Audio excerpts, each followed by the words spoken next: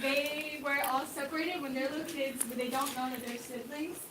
And so while they're psychiatrists, they sit down and they're waiting, and the psychiatrist never shows up. And so they start telling each other about their stories.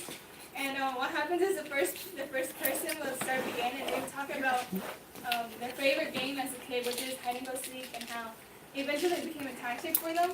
And so it's going to be like each of them are going to tell their story, and it's going to happen the event of when they were separated. So it's going to be at a birthday party they were celebrating, and parents noticed that there was a knock at the door, and so the parents tell them to go hide, and they'll come and find them. And so when they're found, they were actually taken away. And so like as each of the kids tell their part of the story, the audience will realize that they were actually siblings, and they just didn't realize it. But then the characters themselves don't realize that they were siblings. So they never figure it out. Yeah. I mean, we get to see it. That's, yeah. We want to end it with like the government, like you know how when you're in, like investigating someone, you can see like a mirror, like you can see them, but they can't see you. Right. To end it with like the government looking at them, but then not being able to back. Okay, okay. Any other nuance, any other details that we should know about? And then maybe like the government knows that they're all related, but Yeah, they know the government. Yeah. But they don't tell them. You know, they never figure it out. They're kind of looking at the effects of what they've done. Okay. Like, And like- The government is. Yeah. Is looking at the effects on those 3 kids of what they've done by splitting them up. And, they know what they did. Send them to the cage and separating the And so families. like while each kid is telling the story, like the faces of their siblings are blurred because we don't remember that they're siblings, but they have the same parents, the same house, the same same things. If you wanna, include like the same scene so that the kids so that the audience can see them, like didn't we just see that from the last kid? So that the audience can figure out they're related without the kids knowing themselves. now you said something about sending them to the cage. Somebody open that door, please. Pause just for a moment. Gita, your plates are right there. You can grab your food and then go to the back and have a seat and get comfortable. She's in our group. She's in your group. Oh, just stand there and eat while we're talking. That works? No, go ahead and get your food and get you a spot so you relax. Take your back. All of that over there is yours, and most of it, yeah.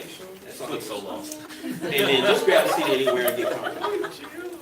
Okay, so now somebody mentioned in the process that there was a cage. It's like, well, it's the concept of the cage. Uh-huh. They like all been taken away, like you know how the cage is taken away from your parents. Mm-hmm. It's basically the whole concept, but in a different way because we don't want to, as blunt, we want it to have, you know how Zootopia, it has a point, but in a different way of explaining it. So Okay, okay.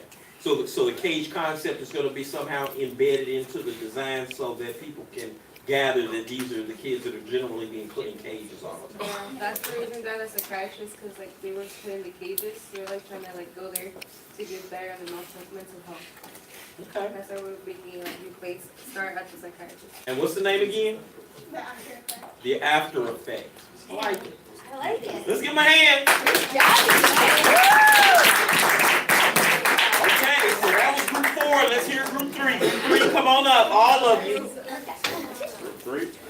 We need all of group 3. oh, they already got us. All of group 3 up front. Don't be shy. Don't be shy, group 3. I just write that. Come on up. Don't get shy. You get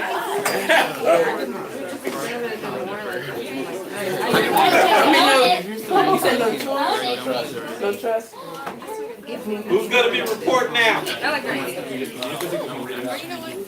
You got this. All right, group 3. So, our thing was sex trafficking.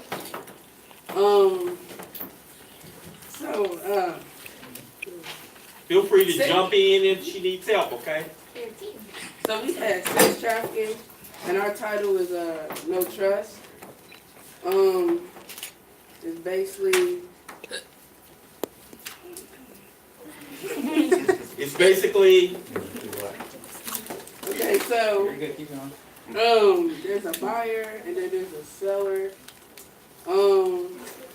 buyer influenced the member of our community that runs for Congress. He has ties. So you have a buyer Yeah, that is a member of the community who's running for Congress. he has ties to the president of the U.S. He's rich and he is violent towards the victims. He is repeated as a customer. The seller in our story, a teacher, a high school teacher. He uses his trust as a teacher to blackmail the two victims in his class.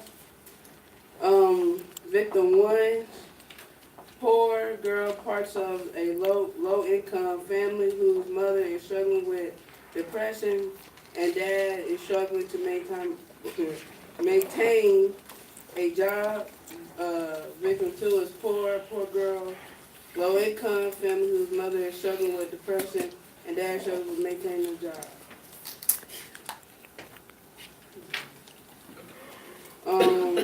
The scene 1 of our story starts with a buyer contacting the seller over the phone.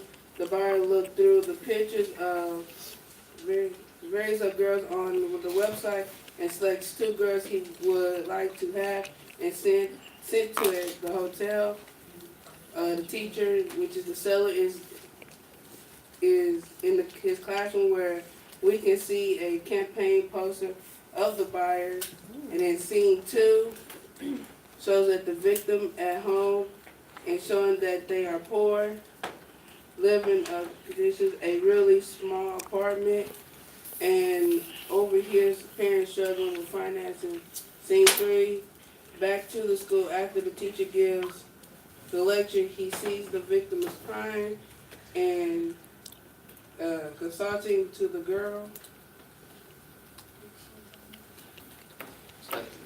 So anyone else in the group want to jump in terms of the actual things that you wanted to cover in terms of, we got the general story, but is there anything else you guys want to talk about in terms of the themes that wanted to cover? So we basically wanted to show like how the girl was like really homeless. Not homeless, I mean like how they She's basically allowing herself to be used to compensate for the families yeah. not having money and that kind of thing. So she basically did it to basically help her family out. Does the family know? No. Okay. She's just coming up with money. Well, what the main story is that the teacher is using his trust and his and he's helping the family out financially by giving them like money to the girl to help pay for bills and things like that. So he holds power over her, and he's using that power and trust to get her to do things that she doesn't want to do. That's their general story. And so you got a person in the community who is running for office, who is the buyer. Yep. And then you have a teacher who's using his students' trust as the seller. And then you got parents who don't have the ability to take care of themselves, and so the child is now selling themselves in order to compensate for what the family doesn't have. And the system is kind of taking advantage of all of this. Yep. Is that about Yeah. the size of it? Okay. What do you think? You like it? Yes, it's beautiful. All right. It's called what? Lost trust? Okay. Lost trust, okay. All right, group 2. Come on down. You know the guy that got sued for the big roller coaster, splitter bike, that accident, The what? the accident with the splitter bike slide. The guy Yeah, that like the yeah. engineer, he also has received accounts of sex trafficking as well. He was a buyer for numerous times, so he's also receiving accounts. Really? It's just the We need to like study that person's story. the son's dad. Like No, not the dad, Oh, but the guy that built, the engineer that built that slide of the Barracuda, or what, not a splitter bomb, that's in court because of, for murder, Yeah. essentially. He's also in court because of sex trafficking, because he's been a numerous buyer It's kind of multiple fun, times. you know, and you're whatnot. moral in one thing and then it manifests itself in a whole nother area of your life. Yeah. And you know the only reason that slide was not engineered properly because they rushed it because they wanted to be on TV Yeah, for they wanted to be like vacation show or something that was coming to Kansas Well, City. they're also not engineers. Yeah, Right, they're So, not I mean, engineers, you know, They there's it's almost like a kid no drawing something. It was like, regulations. let's build it. Like, no, that's not how it works. Yeah. All right, so we have group Brutal. Yeah. 2 up here, and your title is, We didn't come up with the title, but our topic is immigration. okay, let's hear it. Alright, so we have a character list that consists of some main characters. There's a family of 3, a young boy aged 12. He grows up in a poor family in very bad conditions that doesn't have good memory. His race and name is still to be determined. The biological mother is the young boy's mother, who is very caring and willing to sacrifice her quality of life for her son's. The biological father is very hardworking, isn't there for most of the boy's life due to his work. The adoptive mother is very two-sided mother who at first glance seems like the perfect parent mom, but in reality mistreats the boy. The adoptive father has a lot of time to spend with the young boy, but works at home and usually pushes the boy away from him when working. And the adoptive sister dislikes the young boy very much and is often rude to the boy and is spoiled by her parents and seen as a priority between the 2 children. Another main character is the older version of the boy. He grows up and is aged 18 through 19. He is now a police officer and very hardworking.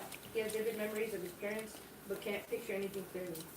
Some side characters are the sheriff, doesn't like the young boy very much due to the fact that he's an immigrant and doesn't treat the boy the same as the other officers. A child service agent who takes the young boy from the biological parents at the airport. A police academy teacher who usually picks on the young boy and makes jokes directed at the boy's race.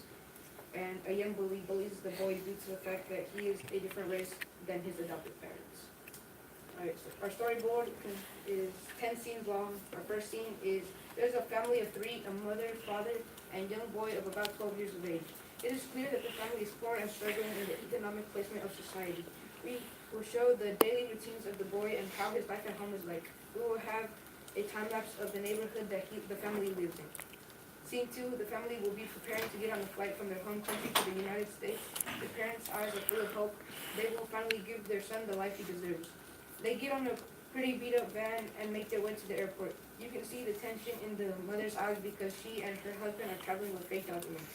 On the way there, you can see the confusion of the son and the mother twirling around a trinket of some sort that she squeezes tightly against her chest while closing her eyes. Scene 3. The family is at the airport and they have to go through immigration and customs. They are asked a series of questions regarding their documents and about their stay in the United States. It is discovered after the questioning that the family was using fake documents and is pulled aside. As the family leaves, they are escorted by a security guard away from their son. You can see that the child service agent signed a paper at the top that reads adoption papers. Scene 4, the young boy is confused and extremely angry about his parents leaving. Before they strip the parents of their son, the mother gets away from the security guard and runs to her son and gives her son the trinket that she was so preciously holding and whispers to him, "I love you." Scene 5, before the deportation of the parents, the mother asks why they cannot take their son with them. The agent then answers that they are trying to locate the child, but since they took him to a quote-unquote foster home, which in reality is a detention center for immigrant children where they are put into cages, they are having trouble locating him due to the fact that he's in another state. But since the parents' deportation dates are set for today, they must get out of the country regardless of if they had their son or not. Scene 6, the boy meets his new adoptive parents and is very mad. He then makes every action he can to show that he is not happy with his forced parents. He has mental breakdowns and depression over the fact that he remembers his parents and his education is beginning to slip up. Scene 7, the boy is trying his hardest to not associate with his adoptive parents because of the trauma he is going through. He is becoming antisocial and his physical health is becoming worse. Scene 8. As time passes, the boy begins to grow older and is now in high school going to graduate. He has already gotten the credits to get out of the police academy once he graduates and is so ready and happy to be a police officer. He has not gotten over the fact that he was stripped from his parents and he has slightly begun to be more productive and social. Scene 9. He then gets into a local police force and he is immediately seen differently to the other police officers. and gets all of the degrading duties such as walking around the streets and making sure everything is in order and placing tickets on cars because of parking meters and other reasons. Scene 10. One day, the man is doing his same old job. He looks into the distance and accepts the fact that he may never see his parents again. He then heads home, opens a briefcase, and places the trinket that his mother gave him when they were separated into the case and shuts it dramatically. The camera will be inside the briefcase to show that like when he closes it, that will be like our transition towards like the ending and the cutscenes. The screen will fade to black and the text will read, "Immigration separates families and destroys children's childhoods and future opportunities. Keep families together. The separation of families also comes with the disconnection of cultural backgrounds." And a quote that I found was, "If people without knowledge of their past, history, origin, and culture is like a tree without roots," by Marcus Garvey. The summary of this short film is, the purpose of this short film is to show how immigration and deportation leads to the separation of families, the loss of culture, the mental well-being of children and parents, as well as the effects that immigration and deportation have on the children by hindering their abilities and lowering their social skills. A quote I came up with is, "Taking away someone's cultural past and ancestry is like a car without wheels. It has lost all ability to move forward and advance." And then I have citations. Well, we have citations and video editing. Give it up.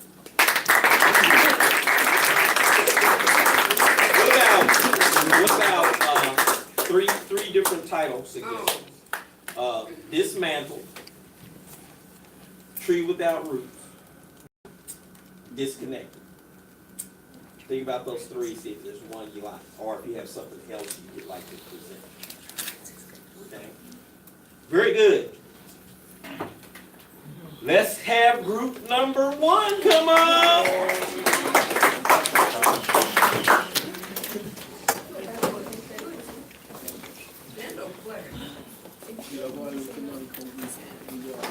How you doing?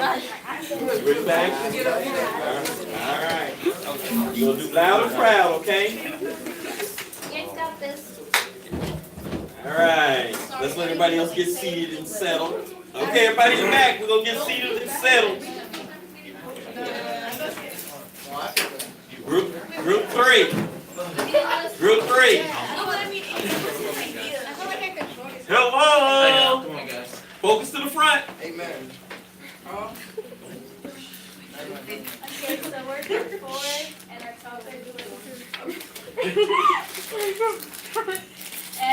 topic is sex trafficking, and the name of ours is appearances. Okay, so like, I think in our videos that we want to have like it having like 2 stories going at once. Like in the foreground is like an innocent story, while the actual message and PSA is happening in the background. So those who watching it has to like actively look for it. And the story you're going to be seeing is basically a girl who moves into this new town with her dad, and she's basically getting used to the town and school. And the background film would basically just be like signs and warnings to look out for and like sex trafficking. So in our story, the antagonist will be like the best friend's father, who is like wealthy, and the reason we made like someone that was wealthy was because like Miss Marsha had talked about how most of the time it's people that you don't expect it, who you don't expect it from, so they abuse their power. And also we chose someone that was like close to her, because people that do these things sometimes aren't strangers, there's people that you know. So we had like a little play-by-play. So I want you guys to like really visualize this. So scene 1 starts out with a girl in a car listening to music. In the background, you can hear on the radio something about sex trafficking comes on, but the dad turns it off, and he starts talking about the new move. When they arrive to the house, the girl is settling in her room when another girl comes up the stairs into her room and starts talking to her. This is the neighbor girl. She's the one that lives next door. She gives the protagonist, the new girl who just moved in, she gives her number. So the next scene is the 2 girls are texting, and the protagonist, she is nervous because she's going to a new school, and so the neighbor offers her a ride and guidance for the next day. That's when the father's introduced. He steps out of the car to take a call, and then he drives them to school. Scene 3 is the the neighbor girl invites the protagonist to work on homework after school. They listen to music and they talk about boys, but they go downstairs to eat dinner, and the mother gets mad at the father for always being on the phone. The father comes to eat and he gives the protagonist a smile. On scene 4, after the dinner, the girls want to leave, but the father says to introduce him to the new girl. She gets introduced, but the neighbor girl, her mom asks her to come help clean the kitchen, and so now the father and the protagonist are by themselves. And he starts asking her questions, and the protagonist mentions that her birthday is coming up. The father then invites her to see a very expensive play and says that the neighbor girl, she'll be there too. So in scene 5, the protagonist is at her house, and she's kind of iffy because she doesn't know her best friend's father. And so she tells her parents, but while she's talking to her parents in the background, you can hear how they're mentioning things about how sex trafficking is increasing around the area and different statistics, but that kind of fades away and you just have a conversation between the mother and the girl. And so she's telling her mom about how she found it a little weird that the father asked her to come see a play with him, but the mother's like, oh no, this is a great chance for you to get to know people, plus the play is very expensive. And so then on scene 6, it's at school, and the protagonist is at lunch, and she meets a new girl who's distant friends with the neighbor girl. She mentions that girl never has long-lasting friendships. And after school that day, she mentions it, the protagonist mentions it to the neighbor girl, and she opens up about her past life. And she feels like it's her fault that she can never have best friends. But in reality, it's actually because the father keeps taking them. And so the protagonist was concerned at first, but then she let go of the thought that she could be in danger because she's guilty. She feels guilty, and she wants her best friend to feel better. So in the next scene, the girl is walking home back to her house from being at her friend's house, and she gets an Amber Alert on her phone about a missing boy. And then it has a description of how the boy looks. But she gets scared by the sound of it, but nobody really truly pays attention to this, which is really sad, but it's true. So she kind of dismisses it. And so the next day at school, the teacher is talking about what to do to prevent sex trafficking. But then the neighbor girl turns and starts talking to her friend, but in the background you can still hear the teacher talking about how to be safe and not be put in the act. The neighbor girl is talking to the girl about the play and how she's very excited for them to both go. The next scene, it shows the neighbor girl, she's eating dinner, but she gets sick. And it's because the dad had a plan and he put something in her food for her to get sick so she doesn't tag along. And she goes to her room, and so the protagonist comes over ready to go for the play, and she sees that the neighbor girl is sick.